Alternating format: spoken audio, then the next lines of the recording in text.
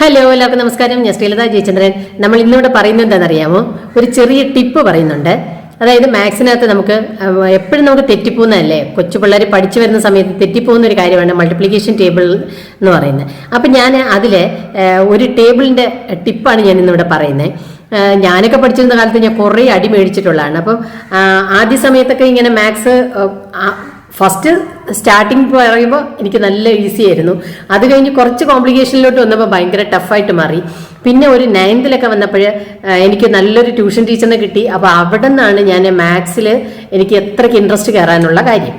അപ്പം ആ സമയത്ത് ഞാൻ കുറേ അടി മേടിച്ചിട്ടുള്ളതാണ്. അച്ഛനിങ്ങനെ പിന്നെ ജോലിക്ക് പോകാത്ത ദിവസങ്ങളിൽ, അതായത് ഓഫീസ് ഇല്ലാത്ത ദിവസങ്ങളിൽ വീട്ടിൽ ഇരുന്നിട്ട് ആദ്യം പറയുന്നതാണ് ടേബിൾ എടുത്തുണ്ടോ എന്ന് പറയുന്നു, ചോദിക്കുന്നു, അടിക്കുന്നു അല്ലേ. അപ്പം അന്നിങ്ങനെ അടി മേടിച്ച് പിടിച്ചിട്ടുള്ള ഒരു സംഭവത്തിലെ ഏറ്റവും വലിയൊരിതാണ് മൾട്ടിപ്ലിക്കേഷൻ ടേബിൾ എന്ന് പറയുന്നത്. അപ്പോൾ അതിൻ്റെ ഏറ്റവും സിമ്പിളായിട്ടുള്ള ഒരു സംഭവം ഞാനിവിടെ പറയാം.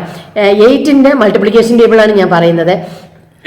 എത്ര പെട്ടെന്ന് എത്ര നന്നായിട്ട് അത് ചെയ്യാൻ പറ്റും എന്നുള്ളത് ഞാനിവിടെ കാണിക്കുന്നുണ്ട്. അത് നമുക്കൊന്ന് കണ്ടു നോക്കാം. അപ്പൊ ഇവിടെ മൾട്ടിപ്ലിക്കേഷൻ ടേബിൾ ആണ് നമ്മളിവിടെ പറയുന്നത്. അപ്പൊ നമ്മളിവിടെ ഓർത്ത് വെക്കേണ്ട ഒരു കാര്യം എന്താണെന്നറിയാമോ? ഓർത്ത് വെക്കേണ്ട കാര്യം എന്ന് പറയുന്നത് കുറച്ച് നമ്പേഴ്സ് നമ്മളിവിടെ ഓർത്ത് വെക്കുക.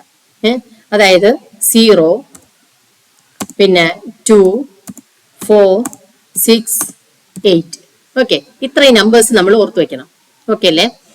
ഇനി നമ്മൾ ചെയ്യാൻ പോകുന്നതെന്ന് പറഞ്ഞാല് നമ്മൾ ഈ താഴത്തെ അതായത് 10 into 8 ഇല്ലേ, അവിടെ മുതൽ അങ്ങോട്ട് ഈ നമ്പേഴ്സ് ഞാൻ കൊടുക്കാൻ പോവാണ്. ആദ്യം കൊടുക്കുന്നത് 0.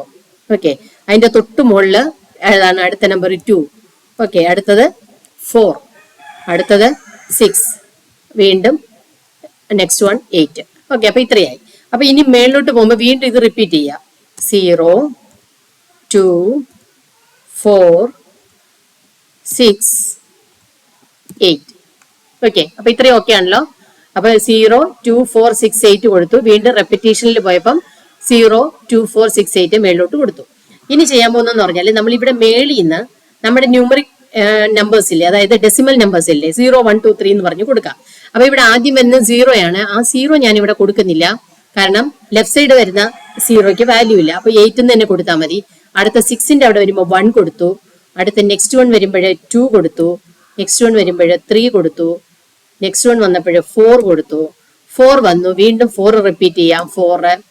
നെക്സ്റ്റ് 1 വരുമ്പോഴേ 5, then 6, then 7, പിന്നെ വന്നപ്പോഴേ 8. കണ്ടോ? ഇത് നോക്കിക്കേ, എത്ര എളുപ്പത്തിലാണ് നമ്മൾ മൾട്ടിപ്ലിക്കേഷൻ ടേബിൾ എഴുതിയെന്ന് നോക്കിയേ.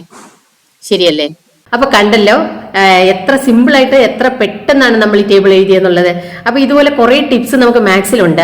ഇതിപ്പോ ഞാൻ ഈയിടെ ഒരു വീഡിയോയിൽ ഞാൻ കണ്ടതാണ്. അപ്പൊ അത് കണ്ടപ്പോൾ എനിക്ക് ഒരുപാട് കൗതുകം തോന്നിയ ഒരു കാര്യമാണ്. കാരണം എന്ത് സിമ്പിൾ ആയിട്ടാണ് ചെയ്തിരിക്കുന്നത്. ഇപ്പോഴത്തെ കുട്ടികൾ ഇങ്ങനെ ഈ അബാക്കസ് പോലെയുള്ള കാര്യങ്ങളിലൊക്കെ പോയിട്ട് ഇങ്ങനെ കൈകൊണ്ട് ഇങ്ങനെ വിരലിങ്ങനെ വെച്ച് എത്ര സിമ്പിളായിട്ട് പെട്ടെന്നാണ് അവർ ഇത് കാൽക്കുലേഷൻ ചെയ്യുന്നത്. വലിയ വലിയ നമ്പേഴ്സ് കൊടുത്താൽ പോലും പിന്നെ പെട്ടെന്ന് കാൽക്കുലേറ്റ് ചെയ്യും അല്ലെ. അതിന്റെ ട്രിക്ക് എന്താണെന്ന് എനിക്ക് ഇപ്പോഴും അറിയില്ല. പക്ഷെ ഞാൻ പഠിച്ചിരുന്ന സമയത്ത് ഞാൻ പറയില്ലേ, 9th മുതൽ പിന്നെ അങ്ങോട്ട് എനിക്ക് മാത്സ് ഭയങ്കര ഇഷ്ടമായിരുന്നു, ഇൻട്രസ്റ്റിംഗ് ആയിരുന്നു. അപ്പൊ എനിക്കത് ഇൻട്രസ്റ്റ് തോന്നിക്കഴിഞ്ഞ സമയത്ത് എനിക്കൊരു അബദ്ധം കൂടെ പറ്റിയിട്ടുണ്ട്. കാരണം ഈ മാത്സിൽ ഇൻട്രസ്റ്റ് തോന്നിയിട്ട് പ്രീ ഡിഗ്രി പഠിച്ച സമയത്ത്, പ്രീ ഡിഗ്രി ഞങ്ങളുടെ ടൈമിൽ +1 +2 അല്ല, പ്രീ ഡിഗ്രിയാണ്. അപ്പൊ പ്രീ ഡിഗ്രി പഠിച്ച സമയത്ത് എനിക്ക് മാത്സ് എന്ന് പറഞ്ഞാൽ എനിക്ക് ഭയങ്കര ഇഷ്ടമുള്ളൊരു സംഭവമായിരുന്നു. ഇങ്ങനെ ഭ്രാന്ത് പിടിച്ച പോലെയാണ് മാത്സിന്റെ പുറകെ ഞാൻ നടന്നത്. പക്ഷെ അതുകൊണ്ട് എനിക്ക് പറ്റിയ അബദ്ധം എന്താ അറിയാമോ?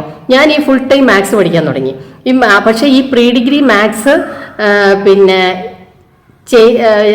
അതിൽ പഠിച്ച ടോപ്പിക്സ് തന്നെ, അതേ സെയിം ടോപ്പിക്സ് തന്നെ ഡിഗ്രിയുടെ ടെക്സ്റ്റ്. അതായത് എൻ്റെ ചേച്ചി ആ സമയത്ത് ഡിഗ്രി മാത്സ് ആയിരുന്നു. അപ്പൊ എനിക്ക് പറ്റിയ ഒരിതെന്ന് പറഞ്ഞാൽ ഞാൻ ഈ എൻ്റെ ഇതിനകത്തുള്ള ടെക്സ്റ്റിനകത്തുള്ള ഇതെല്ലാം ചെയ്ത് കഴിയുമ്പോൾ ഞാൻ ഡിഗ്രി മാത്സിന്റെ ബുക്ക് എടുത്ത് വെച്ചിട്ട് അതിനകത്തെ സംഭവങ്ങളൊക്കെ എടുത്തിട്ട് വർക്കൗട്ട് ചെയ്യാൻ തുടങ്ങി. അതിങ്ങനെ മാക്സിമം ഞാൻ വർക്കൗട്ട് ചെയ്യാൻ തുടങ്ങി. പക്ഷെ മാത്സിൽ എനിക്ക് ഭയങ്കര ഇൻട്രസ്റ്റിംഗ് ആയിരുന്നു. അന്ന് എനിക്ക് പ്രീ ഡിഗ്രിക്ക് ടോട്ടലി ഇന്ന് 4 മാർക്കേ കുറവുണ്ടായിരുന്നുള്ളൂ. മനസ്സിലായി? അത്രയ്ക്ക് ഇൻട്രസ്റ്റിംഗ് ആയിരുന്നു. പക്ഷെ അന്ന് ആ 4 മാർക്ക് കുറവ് എന്നുള്ളത് ഒരു വലിയ സംഭവമായിരുന്നു. കാരണം 4 മാർക്കല്ലേ പോയുള്ളൂ. അത് ഭയങ്കര സംഭവമായിരുന്നു. കാരണം അന്ന് ഫുള്ളൊക്കെ കിട്ടുന്നത് വളരെ കുറച്ച് പേർക്കേ കിട്ടാറുള്ളൂ. ഇപ്പം അങ്ങനെയല്ല അല്ലേ? ഇപ്പം A+ പിന്നെ ഫുൾ മാർക്കും മേടിക്കുന്ന ഇഷ്ടംപോലെ ആൾക്കാരുണ്ട്. അന്നതല്ല. അന്നിങ്ങനെ നല്ല ഹൈ മാർക്കൊക്കെ മേടിക്കുന്ന കുറച്ച് പേരേ ഉണ്ടായിരുന്നുള്ളൂ. അപ്പോൾ അതിൽ മാത്സിൽ ഇത്രയും കിട്ടിയ ഒരാളായിരുന്നു ഞാൻ.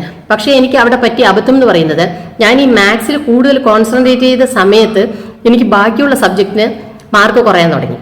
മനസ്സിലായോ? അതിൽ നമ്മൾ പിന്നെ കൂടുതൽ പഠിക്കുന്നത് ആ സബ്ജക്ട്സ് പഠിക്കുന്നത് കുറവായി. അപ്പം അതുകൊണ്ട് തന്നെ എന്തായി, ആ സബ്ജക്റ്റുകൾക്ക് എനിക്ക് മാർക്ക് കുറയാൻ തുടങ്ങി. അത് എനിക്ക് പറ്റിയ ഏറ്റവും വലിയ അബദ്ധമായിരുന്നു. അപ്പം അതുകൊണ്ട് ഞാൻ മനസ്സിലാക്കിയൊരു കാര്യം ഞാൻ പറയട്ടെ, നമുക്ക് ഏറ്റവും ഇഷ്ടപ്പെട്ട സബ്ജക്റ്റ് പഠിക്കുന്നതിനോടൊപ്പം തന്നെ നമ്മൾ ബാക്കിയുള്ള സബ്ജക്റ്റിന് കൂടുതൽ കോൺസെൻട്രേഷൻ കൊടുക്കണം.